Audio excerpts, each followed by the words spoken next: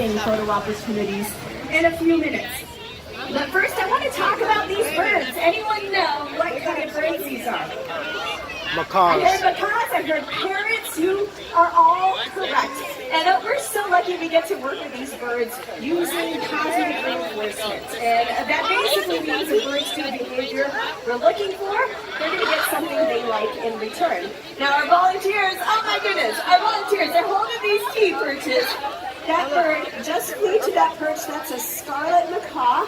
And you'll see, she gets a nut for going to that perch. And that's how positive reinforcement works. And this works for all different types of animals, even humans. Anyone have a human they want to train some new behaviors? Yeah. Get out those treats for sure. That's like scientifically proven the best way to train new behaviors. Now, I'm not surprised you recognized these birds when you saw them. You could certainly come to places like Animal Kingdom, see macaws. Some people even have them in their homes as pets. But we're here to tell you, having a pet macaw is pretty challenging. Can anyone think what might be a challenge having a bird like this in your house? I heard somebody say they're loud, yeah? Yeah, what's your name? Ian? Yeah, you've not been more correct about anything in your life. We are so loud. We wear earplugs when we're in our aviaries because it can actually cause permanent hearing loss. Like, it's no joke how loud they are. They also live for a really long time. Anyone have any guesses how long these birds live? What do you think? Yeah, 80 years, yeah, 60, 70, 80 years. I mean, we're talking comparable to a human lifespan. They're also very messy in the way that you're thinking of. You know, they go to the bathroom a lot, but also those beaks. Those beaks are always growing. They're always chewing on things. And when they're in your home, they're going to chew on your furniture, your walls, your baseboards. So we recommend everyone, oh, and Meg has a stick of wood here right now. What do you all think that could be in your house? Firewood? Your firewood, yeah. You can't build a fire if you have just little sawdust pieces. Yeah, that's true. Yeah, it could be like the leg of your chair. It could be your stairs. We've heard bones. Like, it's no joke. So we recommend everyone enjoy parrots because they're amazing. But you know, you can always come to places like Animal Kingdom. You don't have to bring them in your house. It's a big challenge. Now, if you all don't have your cameras out, I suggest you getting them out right now. Because my favorite part of Wing Encounters is coming up in about a minute. Also, feel free to come in and fill in all of this space here.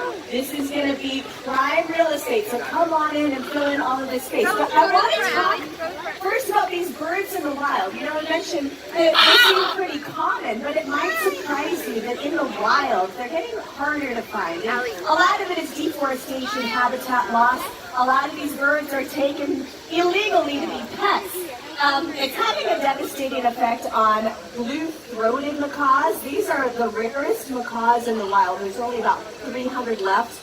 But it's not all bad news. We are working with an organization to help breed blue-throated macaws. And the offspring are slated to go back into the wild. And hopefully they'll meet the wild populations. And, you know, you can take flocks of macaws in wild places.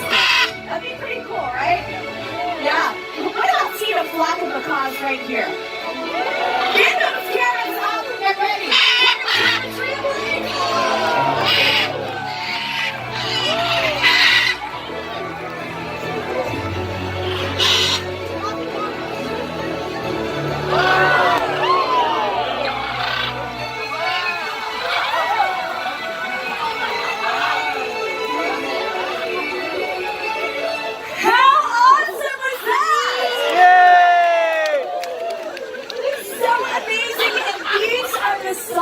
We want to preserve in wild places for generations to come. Now, if you want to learn about how you all can help or learn about what we're doing to help these birds in the wild, you can visit a very easy website. It's called parrots.org, parrots.org.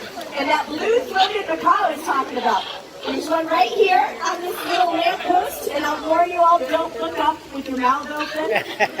You're in the splash zone. But yeah, that is the blue-throated macaw, rarest macaw in the wild. You can read all about them at parrots.org. Read all about what we're doing to help those birds. But I want to set you great picture. So everyone get your cameras, move to this area right here. This is the best spot to stand. If you have slow motion, turn that on right now. It is the coolest shot ever. We're going to be here multiple times throughout the day, so come back and see us. For now, we're going to see what we think these birds do best. I think we can all agree that is when they take flight.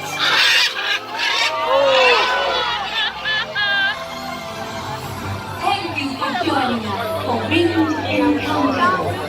Remember, together we can help ensure amazing sights like these remain in wild places for many generations to come. You would like to see an even greater variety of our amazing winged friends up close and in an adventure unlike any other. Please join Wilderness Explorers Bucky and Doug in our great bird adventure. Enjoy the rest of your adventures here at